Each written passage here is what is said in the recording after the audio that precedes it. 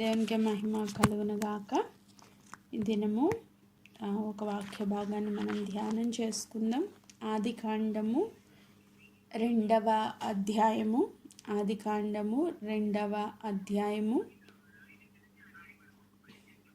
7వ వచనాన్ని నేను చదువుతా ఉన్నాను. ఆదికాండము 2వ అధ్యాయము 7వ వచనాన్ని నేను చదువుతా ఉన్నా. ఆదికాండము 2వ అధ్యాయము 7వ వచనం. దేవుడైన యెహోవా నేల మంటితో నరుణ్ణి నిర్మించి వాని నాసిక రంధ్రములలో జీవ వాయువుని ఊదగా నరుడు జీవ ఆత్మ ఆయను. ఆమెన్. Praise God. సో ఈ వచనాన్ని మనము గనుక కొంచెం లోతుగా ధ్యానం చేస్తే, దేవుడు మొట్టమొదటి నరుణ్ణి ఎలా నిర్మించారు అంటే నేల మంటితో నిర్మించినట్లుగా మనం చూస్తూ ఉన్నాం. ఒక మట్టిని ముద్దను తీసుకొని దేవుడు తన స్వరూపములో ఆ మట్టి ముద్దను చేసి ఆ మట్టి ముద్దలో జీవ వాయువుని ఊదగా నరుడు జీవ ఆత్మ ఆయను అని దేవుని వాక్యం సెలవిస్తూ ఉంది. మనందరం ఎవరము అంటే మంటితో నిర్మించబడిన వాళ్ళం కాబట్టే, మంటివారం కాబట్టే ఒకవేళ మనం మరణిస్తే తీసుకెళ్ళి మట్టిలో పెట్టి కప్పెడితే అది మట్టిలాగా మారిపోద్ది అన్నమాట. ఆమేన్. సో మనందరం ఎవరు? మట్టి.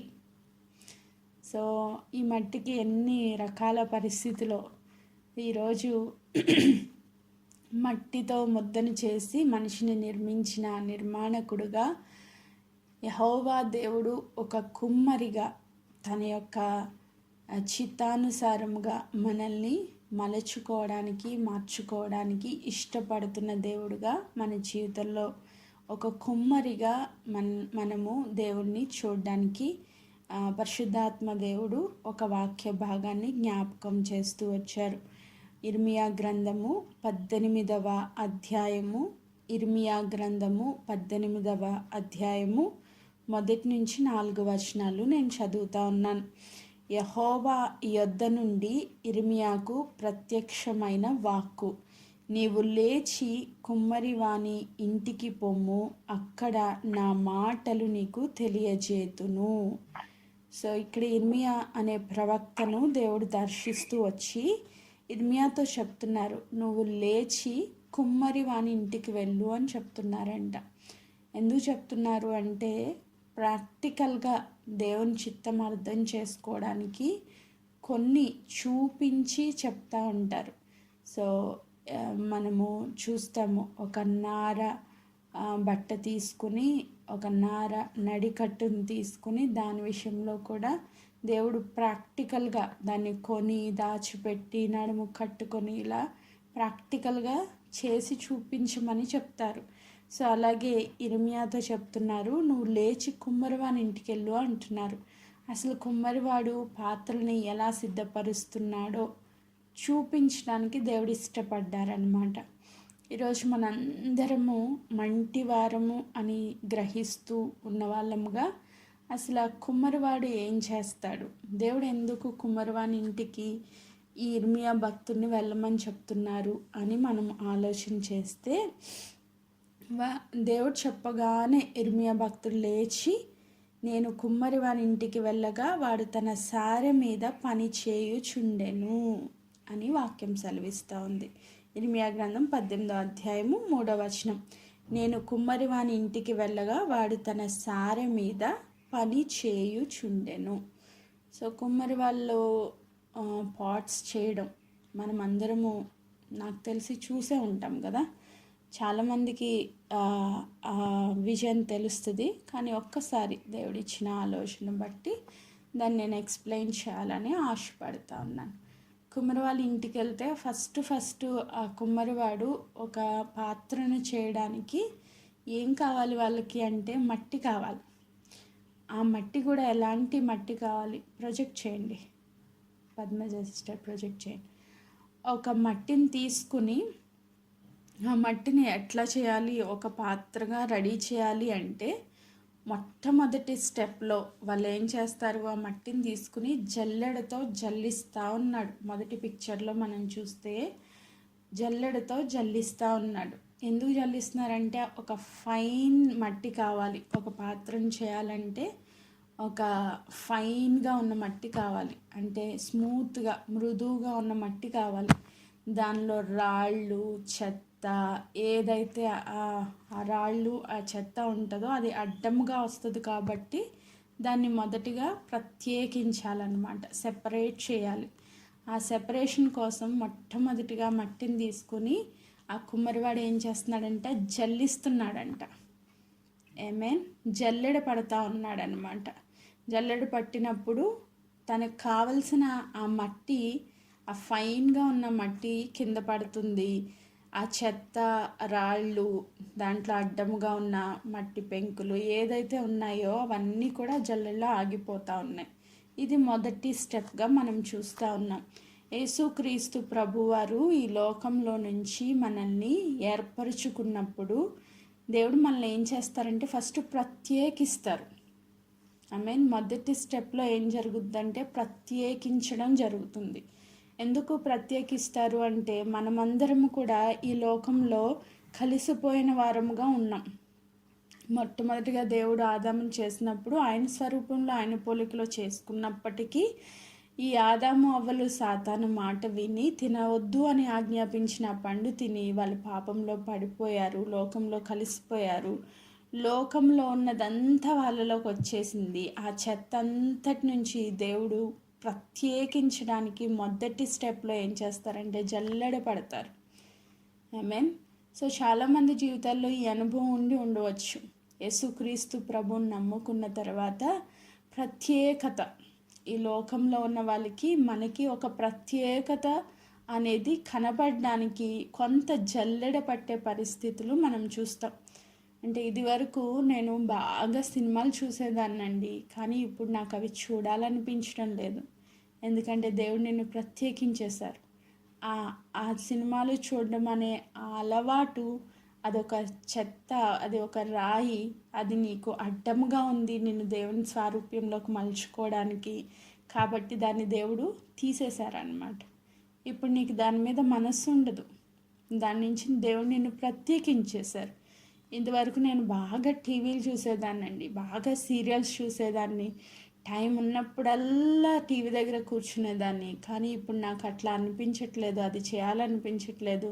సమయం ఉంటే బైబిల్ చదువుకుంటున్నాను, సమయం ఉంటే ప్రార్థన చేసుకుంటున్నాను, సమయం ఉంటే సువార్త చెప్తున్నాను. సో ఎందుకు ఇలా మార్చబడ్డాము అంటే ప్రత్యేకత. ఈ లోకంలో ఉన్న వాళ్ళకి మనకి ఒక ప్రత్యేకత అనేది దేవుడు ఏర్పాటు చేస్తారు. ఆమేన్. ఈ జల్లెడ పడుతున్న ప్రాసెస్లో మనలో బయట నుంచి, అంటే లోకంలో ఉన్న అలవాట్లు అయితే ఏంటి, లోకంలో ఉన్న పద్ధతులు అయితే ఏంటి, లోకంలో ఉన్న విధి విధానాలు అయితే ఏంటి, అవన్నీ కూడా వెళ్ళిపోతాయి. సో చాలా మార్పు అనేది మనలో కనబడుతుంది. మొదటి ప్రాసెస్లోనే చాలా మార్పు అనేది మనలో కనబడుతుంది. సో ఈ ప్రత్యేకించబడిన ప్రాసెస్ అయిపోయిన తర్వాత మొదటి స్టెప్ కంప్లీట్ అయ్యేసరికి మనలో ఉన్న పూర్వపు ఆలోచనలు, విధానాలు అవన్నీ కూడా మార్చబడతాయి. సో ఫస్ట్ దేవుడి దగ్గరికి వచ్చినప్పుడు ముందు నువ్వు కొన్ని అలవాట్లతో ఉంటావు. త్రాగుడు అనే అలవాటు, లేకపోతే మోహపు చూపులు, వ్యభిచారము, సంథింగ్ అవుట్ సైడ్ నుంచి నీలో లోక పద్ధతుల్లో, లోక ఆచారాల్లో, లోక అలవాట్లలో మునిగిపోయిన నిన్ను దేవుడు ప్రత్యేకించుకుంటారు. ఆమేన్. సో ఆ ఫైన్ పౌడర్ లాంటి మట్టి బయటకు వచ్చిన తర్వాత రెండో స్టెప్లో ఆ వ్యక్తి ఏం చేస్తున్నాడు అని కనుక మనం చూస్తే ఆ మట్టి ముద్ద మీద నీళ్లు పోసి బాగా తొక్కుతున్నారు. సో దాన్ని బాగా కలుపుతున్నారనమాట. చేత్తో కలపరు కానీ కాళ్ళతో త్రొక్కుతారు, ఎందుకంటే అది బాగా జిగురుగా ఉంటుంది కదా. సో కాళ్ళతో త్రొక్కబడే అనుభవం ఏమన్నా బాగుంటుందా అంటే ప్రత్యేకించబడిన అనుభవమే బెటర్. ఇంకాని త్రొక్కబడే అనుభవం ఇంకా భయంకరంగా ఉంటుంది. ఎందుకంటే ఆ మట్టి ముద్దలాగా ఒకవేళ మనం ఉంటే, దేవుని చేతిలో మనం ఉంటే ఎలా ఉంటుందంటే, తొక్కుతూ ఉంటే మనలో ఇంకా ఏదైతే ఈ లోకపరమైన పద్ధతులు ఆచారాల్లోంచి బయటకు వచ్చామని అనుకుంటాం, కానీ ఇంకా చాలా ఉంటాయి. సో చాలా ఉన్నది. ఆ లోపల ఉన్న పరిస్థితులన్నీ మార్చబడ్డానికి, దేవుడి స్వారూప్యంలోనికి మనల్ని మలుచుకోవడానికి సెకండ్ స్టెప్లో ఏం చేస్తారంటే బాగా తొక్కుతారు, నలగొడతారు. సో నలగొట్టబడిన అనుభవం అన్నమాట. ప్రత్యేకించుకున్న అనుభవం తర్వాత రెండవది నలగొట్టబడిన అనుభవం. మరి నలుగుడు అనేది చాలా భయంకరంగా ఉంటుంది. సో ఎందుకు దేవుడి కోసం నిలబడాలని ఒక పక్కన ఆశ, కొత్తల్లో ఎంత ఆశ ఉంటుందంటే రక్షణ అనుభవం. ఎన్ని శ్రమలు వచ్చినా, ఎన్ని బాధలు వచ్చినా, ఎన్ని కష్టాలు వచ్చినా దేవుని కోసం నేను స్టాండ్ అవ్వాలని మనం నిలవబడినప్పుడు సాతాను ఎంత భయంకరంగా శోధిస్తూ ఉంటాడు. ఒక పక్కన నలగొట్టబడిన అనుభవంలో మనం భయంకరంగా శోధనలు గుండా నడుస్తూ ఉంటాం. ఎందుకు దేవా ఇంత నలగొడుతున్నారు? మనలో ప్రశ్నలు వస్తాయి, చాలామందికి ప్రశ్నలు వస్తాయి.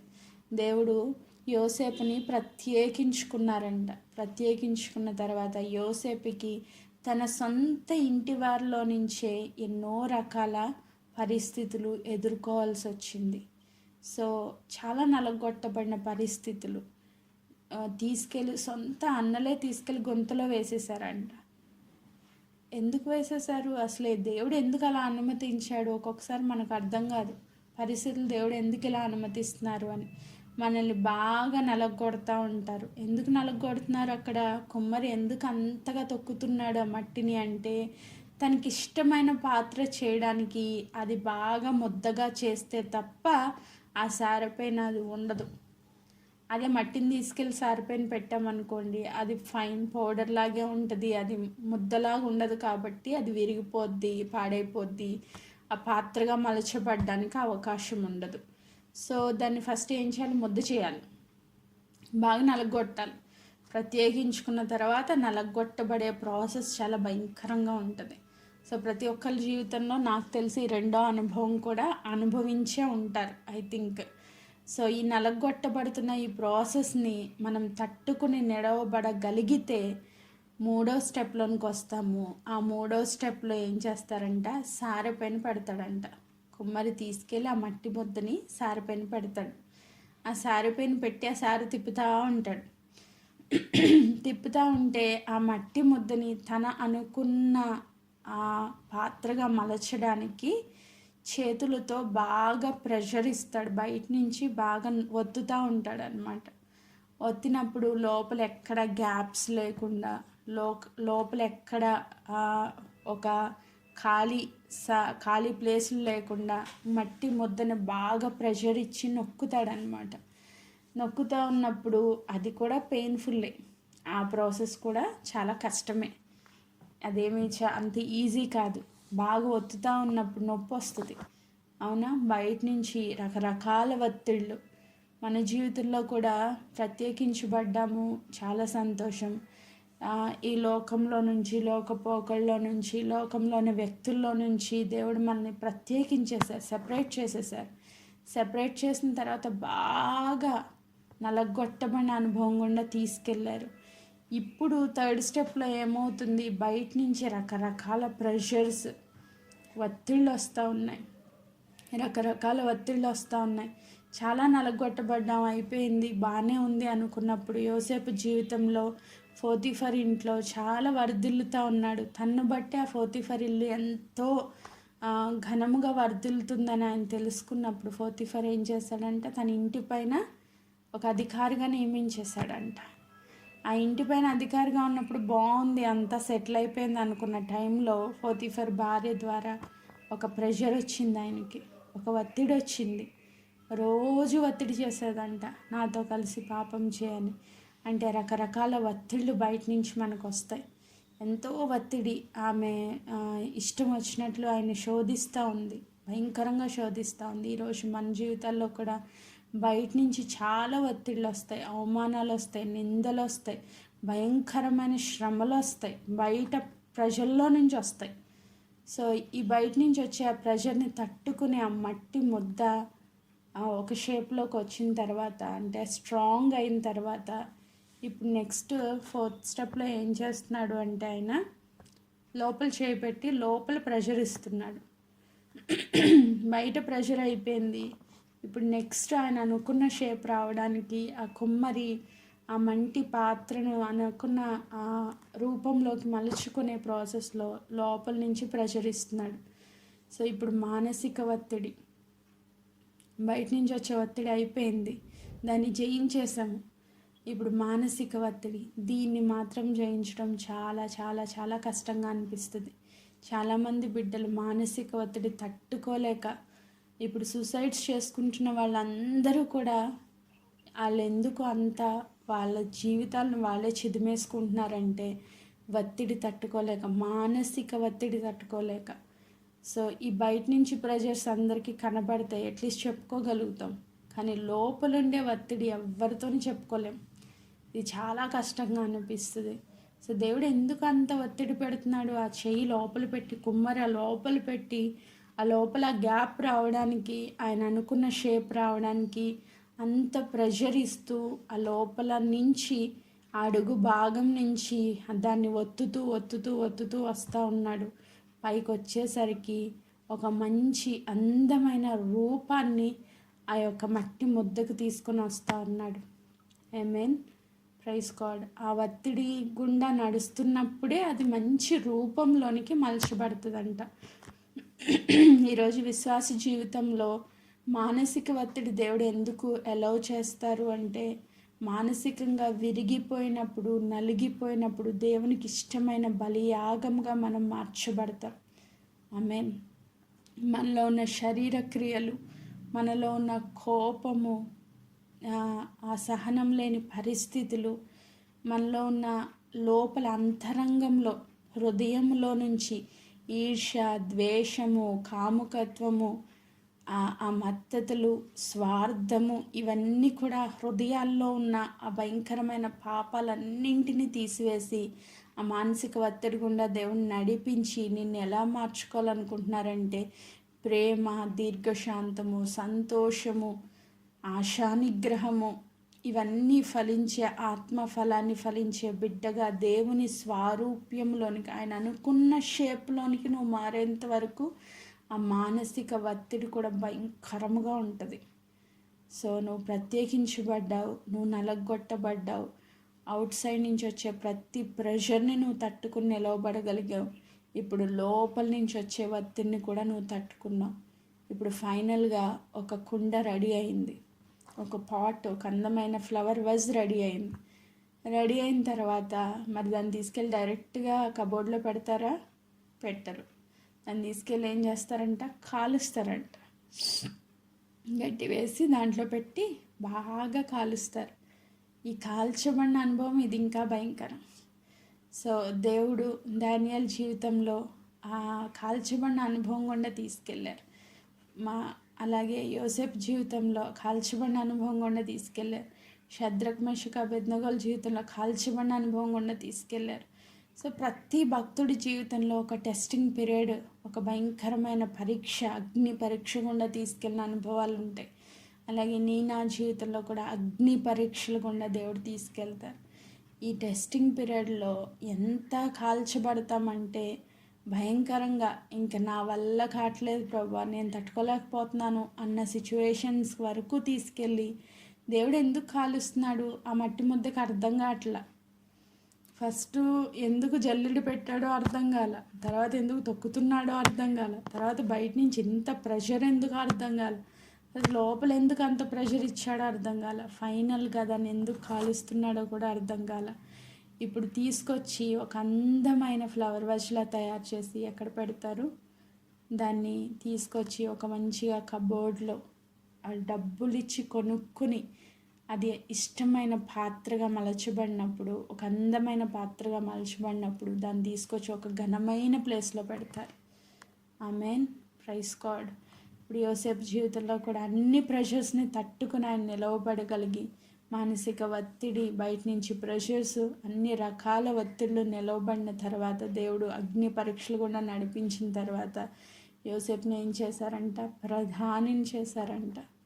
ఒక ఘనమైన పాత్రగా దేవుడు మలుచుకున్నారు ఆయన జీవితంలో. 14 సంవత్సరాలు భయంకరమైన శ్రమలు, ఇప్పుడు ఒక ఘనమైన పాత్రగా మలచబడ్డాడు. అనేకులకు ఉపయోగకరమైన పాత్రగా మలచబడ్డాడు. అనేకులను పోషించే వ్యక్తిగా మలచబడ్డాడు. ఆమేన్. ఈరోజు మన జీవితంలో కూడా ఇలాంటి పరిస్థితులు ఉన్నాయా? బాగా ఒత్తిడి వస్తుందా? మానసికంగా నలిగిపోతున్నారా? బయట నుంచి రకరకాల పరిస్థితులు, నిందలు, అవమానాలు. ఎందుకు నీ జీవితం ఎలా ఉంది? దేవుని నమ్ముకున్నావు కదా, నీకెందుకు ఈ శ్రమలు, నీకెందుకు ఈ కష్టాలు, నీకెందుకు ఇన్న భయంకరమైన పరిస్థితులు, ఎందుకు ఇన్న అనారోగ్యాలు అడుగుతున్నారా ప్రజలు? నిందిస్తున్నారా? అవమానపరుస్తున్నారా? ఏం భయపడాల్సిన అవసరం లేదు. దేవుడు నిన్ను మలుచుకుంటున్నారు. ఆయన చెప్తున్నారు ఇర్మియా దగ్గరికి వచ్చి, నువ్వు లేచి కుమ్మరివాని ఇంటికి వెళ్ళు, కుమ్మరివాడు ఏం చేస్తున్నాడో చూడు ఫస్ట్ వెళ్ళి అన్నప్పుడు ఆయన లేచి వెళ్ళాడంట. లేచి వెళ్ళినప్పుడు సారె మీద పని చేస్తున్నాడంట. ఆయన ఎలా పని చేస్తున్నాడంటే, దేవునికి ఇష్టమైన ఆ పాత్రను చేసేటప్పుడు ఆ సారె పైన కుమ్మరి పని చేస్తూ ఉన్నప్పుడు అది చేస్తూ ఉండగా మధ్యలో ఆ పాత్ర విరిగిపోయిందంట.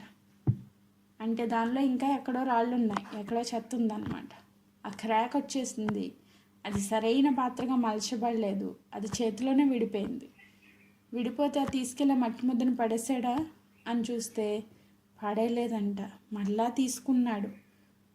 ఇర్మియా గ్రంథం 18వ అధ్యాయం 4వ వచనంలో చదివితే, కుమ్మరి జిగటి మంటితో చేయుచున్న కుండ వాని చేతిలో విడిపోగా ఆ జిగట మన్నును మరలా తీసుకొని కుమ్మరి తనకు యుక్తమైనట్లుగా దానితో మరి ఒక కుండ చేసెను.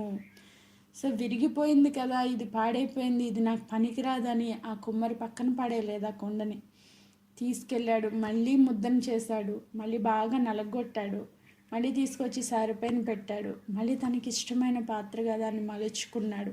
దాంట్లో ఎక్కడైనా ఒక రాడో లేకపోతే ఏదైనా చెత్త అడ్డుపడిందేమో అని దాన్ని తీసేశాడు. సో దేవుడు కూడా విరిగిపోయి నలిగిపోయి ఎందుకు పనికిరాని పరిస్థితిలో నువ్వు పాడైపోయినప్పటికీ దేవుడు మరలా నిన్ను తనకి ఇష్టమైన పాత్రగా చేసుకోవడానికి ఇష్టపడే దేవుడే తప్ప నేను తీసుకెళ్ళి పక్కన పడేసే దేవుడు కాదు. ఆమేన్. ఈ ప్రాసెస్ చాలా పెయిన్ఫుల్గా ఉండొచ్చు, చాలా ఇబ్బందికరమైన పరిస్థితులు గుండా నిన్ను దేవుడు నడిపించవచ్చు. కానీ ఆయన అనుకున్న పాత్రగా నువ్వు మలచబడితే ఒక ఘనమైన స్థితిలో దేవుడు నిన్ను నన్ను వాడుకోవడానికి ఇష్టపడుతున్నారు. ఈరోజు మానసిక ఒత్తిడి గుండా బయట నుంచి వచ్చే ఆ ప్రాసెస్ని తట్టుకోలేక కన్నీటితో, దుఃఖంతో, బాధతో, వేదనతో, అయ్యా ఎందుకు నా జీవితంలో ఇలా జరుగుతుంది అని మనం ఎన్నోసార్లు దేవుని ప్రశ్నిస్తూ ఉంటాం. ఆ మట్టి ముద్దకు కూడా తెలియదు ఎందుకు ఈ కుమ్మరి నన్ను ఇంతగా నలగొడుతున్నాడు, ఎందుకు ఇలాంటి పరిస్థితి నాకు వచ్చింది అని బాధపడి ఉండొచ్చు. కానీ ఆ ఘనమైన పాత్రగా మలచబడిన తర్వాత తన పొజిషన్ ఎక్కడుంది? ఆ ఫ్లవర్ వాస్ పొజిషన్ ఎక్కడుంది? ఒక మంచి కబ్బోర్డ్లో ఒక అందమైన వెజల్గా మార్చబడింది. అది ఒక అందమైన పాత్రగా మలచబడింది. అంతకుముందు అందరి కాళ్ళ కింద ఒక మట్టిలాగా ఎందుకు పనికిరాని చెత్తతో కలిసిపోయి ఈ లోకంలో పాపంలో ఎందుకు పనికిరాని స్థితిలో ఉన్న నిన్ను నన్ను ఒక అందమైన పాత్రగా మలచే ప్రాసెస్లో, దేవుని స్వారూప్యంలోనికి మలుచుకునే ప్రాసెస్లో ఈ కష్టం అంతా ఉంటుంది. ఈ ప్రాసెస్ అంతా మన జీవితంలో నడుస్తుంది. ఖచ్చితంగా దేవుడు ఒక పరమ కుమ్మరి, ఆయన చేతిలో మంటి పాత్రలుగా మనం కనుక మలచబడితే, ఆయనకి ఇష్టమైన పాత్రలుగా మనం మలచబడితే దేవుడు నిన్ను నన్ను ఒక ఉన్నతమైన స్థితిలో వాడుకోవాలని ఆశపడుతూ ఉన్నారు. ఆమేన్. ఇప్పుడు దేవుడు ఇర్మియాతో మాట్లాడుతూ ఇర్మియా గ్రంథం 18వ అధ్యాయం 5వ వచనంలో అంటారు, అంతటా యెహోవా వాక్కు నాకు ప్రత్యక్షమై ఇలాగ సెలవిచ్చెను, ఇశ్రాయేలీల వారులారా, ఈ కుమ్మరి మంటికి చేసినట్లు నేను నీకు చేయలేనా? క్వశ్చన్ చేస్తున్నారు దేవుడు. ఇదే యెహోవా వాక్కు, జిగటి మన్ను కుమ్మరి చేతిలో ఉన్నట్లుగా ఇశ్రాయేలీల వారులారా మీరు నా చేతిలో ఉన్నారు. ఆమేన్. నువ్వు నేను ఎవరి చేతిలో ఉన్నాం? పరమ కుమ్మరి అయిన దేవుని చేతిలో ఉన్నాం. ఆయన నిన్ను నన్ను ఆయన చేతిలోకి తీసుకున్నారు. ఆయన చేతులతో స్వహస్తాలతో మలుస్తూ ఉన్నారు. ఈరోజు ఆ మలచబడే ప్రాసెస్లో మనకి చాలా నొప్పి, చాలా బాధ. ప్రత్యేకించుకోవడం అంటే కష్టం. ఎందుకంటే ఈ లోకాన్ని అంతటిని వదిలేయాలి. ఈ లోకంలో నా ఎంజాయ్మెంట్ని వదిలేయాలి, ఈ లోక స్నేహితులను వదిలేయాలి, ఈ లోకంలో బంధువుల నుంచి సెపరేట్ అయిపోవాలి, ఈ లోక ఆశల నుంచి సెపరేట్ అయిపోవాలి. ఇవన్నీ చాలా కష్టం. ఇది వరకు ప్రతి వీకెండ్ మూవీ చూసేదాన్ని నేను. ఎంజాయ్మెంట్ దాన్ని అంతటినీ విడిచిపెట్టేసేటప్పుడు ఎంత బాధ ఉంటుంది, ఎంత వేదన ఉంటుంది. కానీ విడిచిపెట్టి దేవుని దగ్గరికి వచ్చినప్పుడు దేవుడు ఆయనకి ఇష్టమైన పాత్రగా మలుచుకొని మార్చుకొని ఒక ఘనతనిచ్చి ఒక ఉన్నత స్థితిలో నిలవబెట్టిన తర్వాత ఈ ప్రాసెస్ అంతా అప్పుడు మనకు అర్థం కాలేదు, కానీ ఇప్పుడు అర్థమవుతుంది. ఎందుకు దేవుడు నన్ను అందరిలాగా ఉండనివ్వలేదు, అందరిలాగా సంతోషించనివ్వలేదు. ఒక ఇంట్లో తీసుకెళ్ళి, ఒక రూమ్లో తీసుకెళ్ళి, ఒక బంధించినట్లు, ఒక జైలు లాంటి పరిస్థితులు. నేను అనుకునేదాన్ని ఒక జైల్లో ఉన్న వ్యక్తి కన్నా ఫ్రీడమ్ ఉంటుందేమో, కానీ నాకు లేదు అనుకునేదాన్ని. అంత ఒత్తిడి, అంత శ్రమ, అంత బాధ, మానసిక వేదన, దుఃఖము ఎందుకు దేవుడు అనుమతిస్తున్నారు అప్పుడు అర్థం కాల. కానీ దేవుడు మలచుకుంటున్నాడు అని ఇప్పుడు అర్థమైన తర్వాత ఈరోజు నేను చెప్పగలను, నా జీవితంలో వచ్చిన శ్రమలే నన్ను ఈ పరిస్థితుల్లో, ఈ ఉన్నత స్థితిలో దేవుని కొరకు నిలవబడ్డానికి మూల కారణము అని ఇది నాకు అర్థమైంది. ఒకవేళ ఈరోజు ఇంకా భయంకరమైన ఒత్తిడి గుండా నడుస్తున్నారేమో, నలగొట్టబడుతున్నారేమో, మీ జీవితంలో దేవుడు అనుమతిస్తున్న సమస్తము మన మేలు కొరకే. ఇప్పుడు మనకు అది అర్థం కాదు. అందుకే రోమీయులకు రాసిన పత్రిక 8వ అధ్యాయంలో చాలా మంచి మాట. అది మనం యాక్సెప్ట్ చేయట్లేదు, కానీ అది 100% అది సత్యం. ఒకసారి చదువుతున్నాను చూడండి. రోమీయులకు రాసిన పత్రిక 8వ అధ్యాయము, రోమా పత్రిక 8వ అధ్యాయము 28వ వచనం.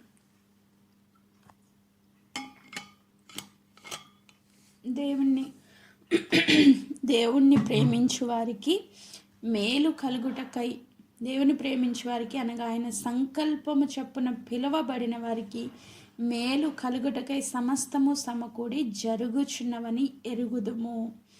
ఎందుకు దేవుడిని ప్రేమించే వాళ్ళకి ఇలా జరుగుతుంది అని మనం చూస్తే 29లో అంటారు, ఎందుకనగా తన కుమారుడు అనేక సహోదరులో జ్యేష్ఠుడగునట్లు దేవుడు ఎవరిని ముందుగా ఎరిగెనో వారు తన కుమారునితో స్వారూప్యము గలవారగుటకు వారిని ముందుగా నిర్ణయించెను. ఆమేన్. మరియు ఎవరిని ముందుగా నిర్ణయించినో వారిని పిలిచెను. ఆమేన్. ఎవరిని పిలిచెనో వారిని నీతిమంతులుగా తీర్చెను. ఆమేన్. ఎవరిని నీతిమంతులుగా తీర్చెనో వారిని మహిమపరచెను. ఇప్పుడు దేవుడు మొదటిగా నిన్ను ఎరిగాడంట. ఆమేన్. ఈ లోకంలో పడి చెడి తిరుగుతున్న నిన్ను దేవుడు గుర్తించాడు. రెండవదిగా నిన్ను ఎరిగిన దేవుడు నిన్ను తన కుమారునితో సమరూపములోనికి తీసుకొని రావడానికి, అంటే ఆయనకి ఇష్టమైన పాత్రగా నన్ను మలుచుకోవడానికి ఆయన ఏం చేశారంటే ఒక నిర్ణయం తీసుకున్నారు. ఆ నిర్ణయ ప్రకారముగా నిన్ను పిలుచుకున్నారు. నిన్ను పిలుచుకుని నిన్ను నీతిమంతునిగా చేయడానికి అనేక ప్రాసెస్లు గుండా దేవుడు నిన్ను నడిపించారు. నిన్ను నీతిమంతులుగా చేసిన తర్వాత నిన్ను తన స్వారూప్యంలో మలుచుకుని మహిమపరచడానికి దేవుడు ఇష్టపడతా ఉన్నారు. ఆమేన్. ఒక మహిమకరమైన, ఒక ఘనకరమైన పాత్రగా నిన్ను మలుచుకోవడానికి ఈ ప్రాసెస్ అంతా దేవుడు చేస్తూ ఉన్నారు. ఈ ప్రాసెస్ మధ్యలో మనకి అర్థం కావట్లా. యోసేపు మధ్యలో జీవితంలో చూస్తే ఆ పోతీఫర్ ఇంట్లోంచి వెళ్ళి జైల్లో పడితే అసలు దేవుడు నా జీవితంలో ఏం చేస్తున్నాడు అని క్వశ్చన్ చేసుకుంటే ఆయనకు అప్పుడు ఏం అర్థం అవ్వలే. కానీ వాగ్దానాలు ఉన్నాయి, దర్శనాలు ఉన్నాయి, దేవుడిచ్చిన మాట ఆయన చేత పట్టుకున్నాడు కాబట్టి కృంగిపోలేదు, నీరసించిపోలేదు.